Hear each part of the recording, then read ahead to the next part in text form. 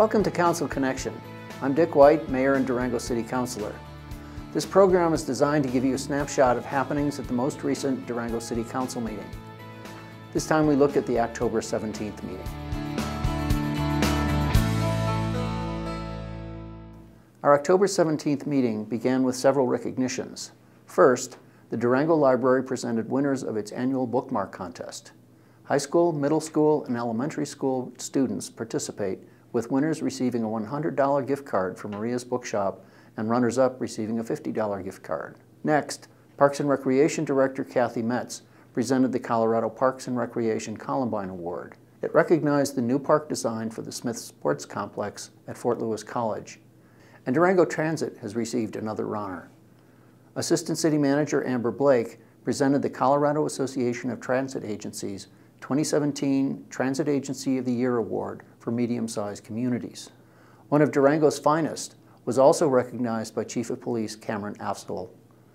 On September 24th, Corporal Juan Gallegos, while responding to a report of a suicidal person, was diverted by a mother whose baby was choking. Juan initially notified the dispatch to call an ambulance and turn the baby over and deliver several blows to the baby's back. The baby started crying. Knowing this meant the baby was breathing, and the ambulance was away, he handed the baby back to the mother and went back to the call that he was there for of the suicide subject, doubled the young man and took him to Mercy for mental evaluation. Chief Afzal says it was the 5th time this year a Durango officer has saved a life. Our thanks to Corporal Gallegos for his actions. Our consent agenda contained 8 items. It is intended to allow the City Council by a single motion to approve matters that are considered routine or non-controversial. 3 items were removed.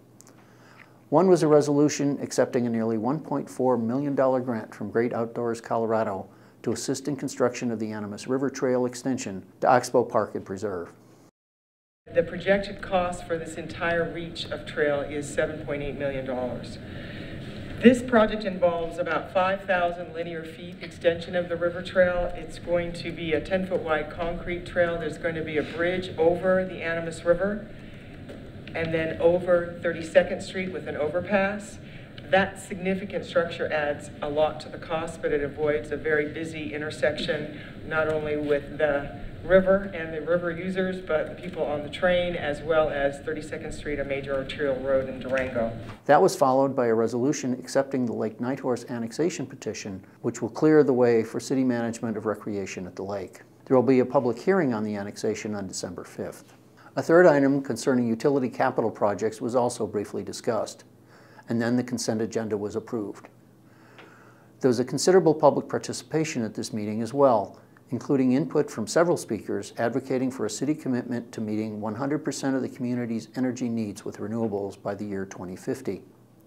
The La Plata Electric Association is sending approximately $70 million a year out of our local economy to Tri-State, when that money could be recirculating within our community, creating jobs. As of today, we have exceeded the numbers on this slide, and we're happy to present that we have 111 businesses signing on support of this resolution and 952 individuals signing on support to work collaboratively on these efforts. Today, we're asking that the City Council present this overwhelming business and community support to LPEA and ask the question, how can we work together to achieve this goal? Council was urged to press LPEA to continue to pursue the renewable energy issue with its primary provider, Tri-State Generation and Transmission. I noted that there is support for the 100% renewable goal, but the community needs to develop a roadmap on how to achieve that goal. We had one legislative hearing involving the latest routine and minor updates to the City Land Use and Development Code. Of the 4 quasi-judicial hearings on the agenda, 2 dealt with boundary adjustments.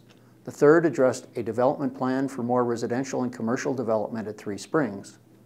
The fourth, which drew the most discussion, concerned the annexation of what's known as the Puckett Electric property off Jameson Drive. The land near Florida Road and Colorado Avenue is part of an enclave, not yet in the city. The owners are closing their business and want to sell the land for residential development, prompting the annexation request, and concerns about how to improve Jameson Drive to meet expected increased traffic.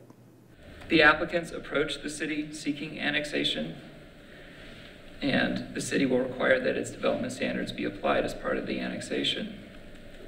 One of those standards is that Jameson be complete to Colorado Avenue and would be a through road.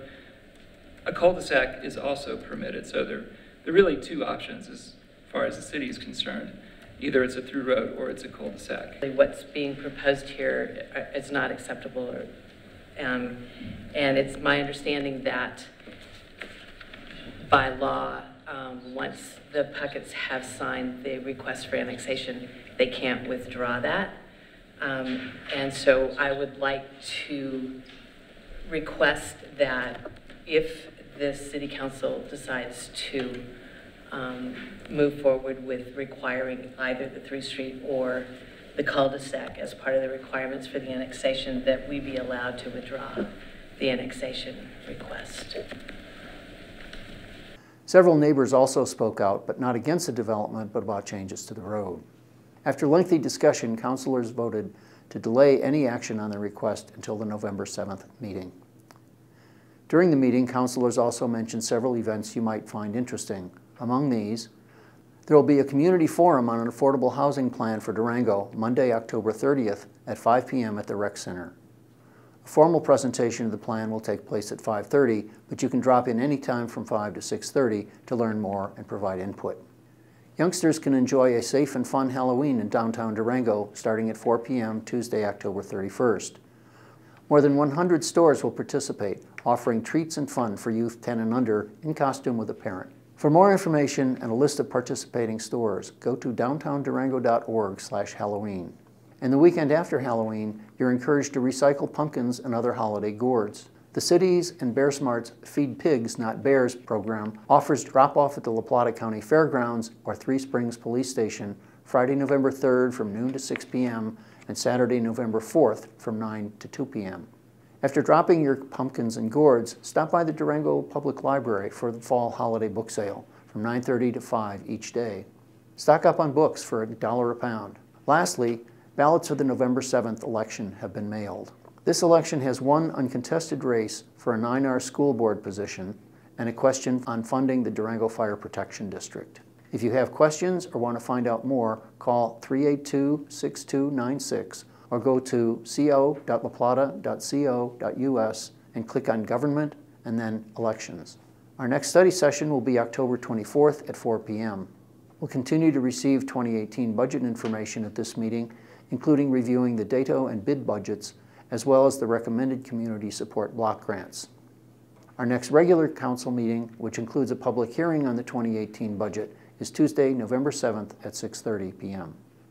And that's Council Connection for the October 17th Durango City Council meeting. I'm City Councilor and Mayor Dick White.